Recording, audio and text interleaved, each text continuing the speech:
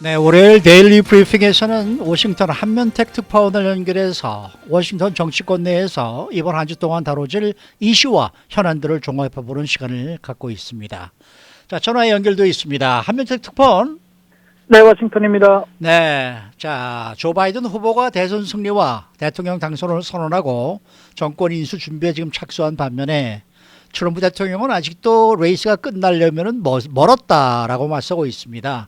지금 워싱턴의 분위기는 어떻습니까? 네, 그야말로 바이든 당선 축제 분위기와 또 트럼프 저항의 움직임이 지금 공존하고 있는 그런 엇갈리고 있는 다소 혼란스러운 분위기입니다. 물론 비단 워싱턴뿐만 아니라 지금 전체 진영이 바이든 대통령 당선 유력 후보라고 또 불리는데요. 왜냐하면 아시는 대로 대통령 당선은 본인이 선언했다고 되는 것도 아니고, 그렇죠. 또 미 언론들이 선포를 했다고 해서 확정되는 것은 아니고 앞으로의 절차가 많이 남아있기 때문이고요. 더구나 이제 패배를 시인한 것도 아니고 상대방의 당선을 인정한 것도 아니기 때문에 더욱 더 그런 것 같습니다. 이러다 보니까 지금 상당히 이 사태가 앞으로 어떻게 전개되고 어떤 결과가 나올지 상당히 이제 걱정스러운 눈초리로 쳐다볼 수밖에 없는 그런 상황인데요. 그럼에도 불구하고 이제 바이든 측에서는 정권 인수 작업에 아주 본격 나서는 그런 분위기고, 반면에 이제 트럼프 대통령 측은 오늘 펜실베니아부터 법적 소송, 법적 투쟁을 본격화하려는 그런 움직임을 보이고 있습니다. 예를 들어 상반된 그런 전쟁 때문에 정치적인 선거전이 이제 끝났음에도 불구하고 일주일 만에 이제는 법정 싸움, 달리 말해서 이제 리걸 배틀에 들어가는 그런 분위기고요. 트럼프 대통령 측이 한 3,000명 이상의 변호인단을 동원하고 있는 것 같은데, 이 바이든 측도 이미 오래전부터 그에 못지않은, 그보다 아마 더 많은 이 변호인단으로 이제 맞대응을 하려는 그런 움직임을 보이고 있는 것 같습니다. 돈은 오히려 바이든 후보 측이 더 많은 것으로 알려져 있고요. 어찌 보면 좀 똘똘 뭉쳐있는 그런 반면에 트럼프 대통령 측은 공화당 진영 내에서도 또 이미 트럼프 대통령과는 거리를 두었던 그런 인물들이 있겠습니다만은 바이든 후보의 당선을 축하하고 오히려 이제 그걸 기정사실하는 공화당 인사들도 있지 않습니까? 그렇겠죠. 조지 W. 부시 전 대통령이나 네. 미트 롬니 상원의원 같은 경우도 그냥 기정사실로 하는 그런 분위기입니다. 반면에 린지 그레엄 상원의원, 테드 크루스 상원의원 같은 사람들은 게임이 끝난 게 아니다. 또 트럼프 대통령도 결코 포기해서는 안 된다. 누가 압도한 승자인지는 아직도 모른다. 결정된 게 아니다라는 그런 얘기를 하고 있고요. 이번에 9.4일생으로 살아난 린지 그레엄 상원의원 같은 경우는 50만 달러까지 법정 투쟁에 기금을 또 쾌척을 했었거든요. 네. 그러다 보니까 참 상당히 어느 쪽을 바라봐야 될지 좀 혼란스러운 분위기가 계속되고 있습니다만, 그래도 바이든 당선 축제 분위기가 조금은 더 그쪽으로 기울고 있는 거 아니냐, 이런 관측이 나오고 있습니다. 네. 자, 앞으로 대통령 선거 절차는 그러면은 어떻게 진행이 되는 겁니까? 네, 앞으로 이런 분쟁의 씨앗, 부정선거 의혹도 있고 법정 싸움도 있고 재검표도 있을 수 있는데 이것이 한 달 안에 사실은 끝나야 됩니다.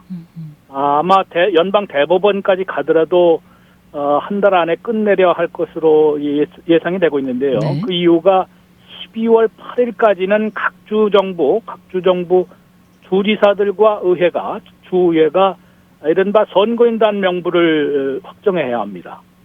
아시는 대로 이제 국민들이 유권자들이 뽑은 거지만은 각 주에 배정된 선거인단을 확정을 해서 그 선거인단이 12월 14일에 대통령을 선출하는 것이거든요. 네. 이렇게 간접 선거 방식이기 때문에 12월 8일 이전까지 모든 선거 관련 이슈들을 해결을 하고 주지사 그리고 주의회가 이것을 인증을 해서 선거인 명부를 이제 확정을 하고 12월 14일에 선거인단이 실제로 이제 대통령을 선거하는 그런 절차를 거치게 됩니다.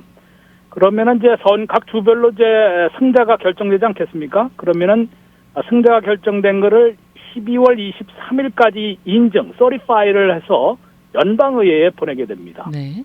그러면 이제 내년 1월 3일에 제 118차 새 연방의회 회기가 시작이 되는 개원이 되는데요. 그로부터 사흘 뒤인 1월 6일에 연방 상하원 합동회의에서 이를 개표하게 됩니다. 그래서 이때에 이제 270표 이상을 받은 사람이 대통령으로 확정되고 선포되는 것입니다.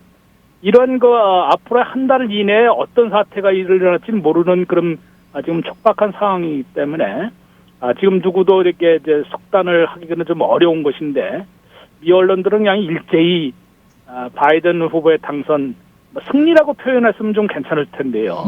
네.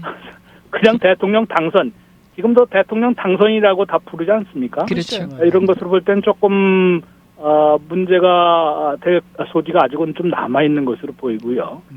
정확한 표현으로는 대통령 당선 유력 후보라고 그런 표현도 있습니다만은 아무튼 좀 그게 길다 보니까 이런 적어도 한 달 안에 뭔 일이 일어난지를 좀 더 지켜봐야 될 것 같습니다. 네. 자, 이 트럼프 대통령 측이 오늘부터 법적 투쟁을 본격 전개하겠다 이렇게 밝혔는데 어디서 어떤 문제를 지금 집중적으로 제기할 것 같습니까? 글쎄 크게 한 세네 갈래로 좀 나눠볼 수 있는데요. 우선 펜실베니아에는 좀 비교적 상당히 뚜렷한 위법 증거가 있는 것으로 부정선거와 관련된 것인데요. 아주 선거 부정이라고 하기보다는 지금 주 대법원에 큰 실수를 한 것으로 지적을 하고 있습니다. 펜실베니아 주의회가 어떤 법률을 확정을 했느냐면요. 통과시켜 놨냐면은 선거일 당일 저녁 8시까지 도착한 그런 표만 개표하도록 되는 법률을 지난해에 통과를 시켜놨다고 합니다. 네. 그런데 이제 펜실베니아 주지사가 민주당 소속이거든요. 그렇죠. 그런데 지금 우편 투표가 많이 일어나니까 사후루까지 개표를 할 수 있도록 우체국 소인만 3일자로 지키면은 사후루까지 개표할 수 있도록 연장을 이렇게 하려고 시도를 하다 보니까 펜실베니아 주 상하원은 모두 또 공화당이 장악하고 있습니다. 네. 그러다 보니까 주 대법원으로 끌고 간 겁니다. 근데 주 대법원이 민주당 성향인지 그것을 또 허용을 했습니다. 네. 근데 여기서 큰 잘못을 한 것 같은데요. 네. 주 대법원은 사법부 판결을 내리는 것 아닙니까? 이때에 이 주 의회가 한 법률은 위헌이다라고 하면서 폐기 판결을 내렸으면 괜찮은데 이 폐기 판결 없이 그냥 사흘 연장 개표를 갖다가 허용을 한 것입니다. 네. 이러다 보니까 사법부는 재판하는 곳인데 법을 써버리게 돼버린 거예요. 새법을. 근데 연방법에는 이것은 당연히 위법입니다. 네. 그다음에 네. 위헌입니다. 이거를 놓고 지금 명백한 이거는 아주 명확한 근거거든요. 증거거든요. 네. 이러다 보니까 펜실베니아에서 잘못하면은 트럼프 측에서는 한 10만 표 이상이 있었다고 그러는데요. 선거 당일 저녁 8시 이후에 들어온 도착한 표 이것이 대략 한 10만 표 이상이라고 그러면은 이게 무효화 이제 우선 연방대법원에서 위헌 판결이 나야 되겠고요. 네, 네. 그 다음에 이것을 무효화된다 그러면은 승자가 바뀔 수도 있는 것입니다. 그렇겠네요. 예, 그래서 물론 펜실베니아 한 곳만 바뀐다고 해서 트럼프 대통령이 당선된다는 것은 아닌데도 이게 그렇게 되면은 아주 일파만파 퍼질 수가 있거든요. 네. 다른 지역에서 있고. 네. 그래서 또 한 가지는 지금 미시간에서 발생한 게 트럼프 표 6천 표가 바이든 표로 계산되는 등 이 개표기의 소프트웨어가 문제가를 일으킨 거 아니겠습니까? 네. 이 비단 한 곳만 아니라 83개 미시간 카운티 중에서 47개 카운티에서 이 개표기를 소프트웨어를 사용했다는데요. 그러니까 이게 문제에서 될 소지가 있는 것이고, 더구나 이 회사가 도미니언 보팅 시스템이라는 회사인데 캐나다에서 설립되고 미국에서 주로 영업을 했는데 근년 들어서 아마 주인이 중국으로 넘어갔다는 그런 얘기가 있습니다. 아하. 그렇게 되면 이게 중국까지 지금 개입한 엄청난 선거 부정이 될 수 있는 것이거든요. 네. 그 아직 그 회사의 소프트웨어를 악용을 해서 선거 부정을 광범위하게 저질렀다는 정황 증거로 지금 벌써부터 거론이 되고 있기 때문에 네. 그렇게 되면 아마 대선이 무효화되는 아, 그런 결과까지도 나올 수 있는 경턴동지할 그런 그 지적인데요. 네.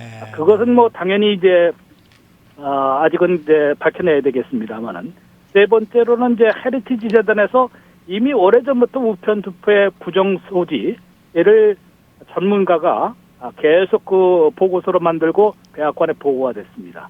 그런 것 때문에 지금 분명히 트럼프 행정부에서 대비책을 갖고 있었을 거고 심지어는 덫을 놓은 거 아니냐.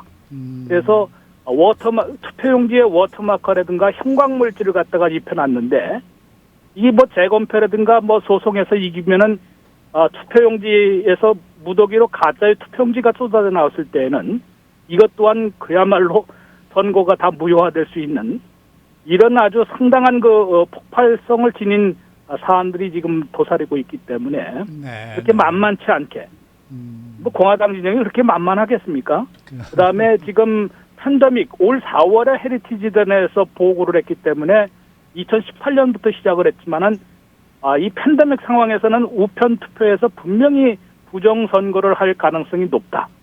그래서 대비를 해야 한다라는 이 권고가 백악관에 전달이 됐었기 때문에 그 같은 충분한 물적 증거나 또는 그 대비책을 이미 그 시행을 해서 부정선거의 근거까지 지금 잡고 있는 거 아니냐. 네, 네. 이런 거 관측도 나오는 것이거든요. 네. 네, 저는 특파원님 그것을 시간이 지금 입증할 때는 너무 상당히 어렵기 지나서요. 때문에. 네, 특파원님 여기서 멈춰야 되겠습니다. 죄송합니다. 네네. 네. 네, 오늘 말씀 잘 들었습니다. 네. 네, 지금까지 워싱턴 하면택 특파원이었습니다.